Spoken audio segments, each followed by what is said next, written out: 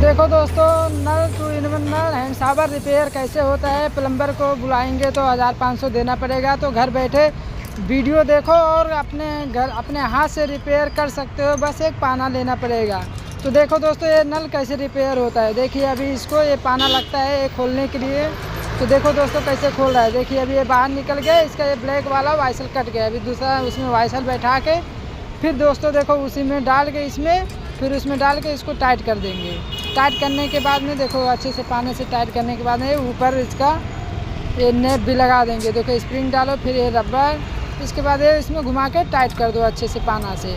उसके बाद में ऊपर का नेट लगा दो। तो लाइक करो, कमेंट करो, सब्सक्राइब करो ऐसा वीडियो देखने के लिए दोस्तों।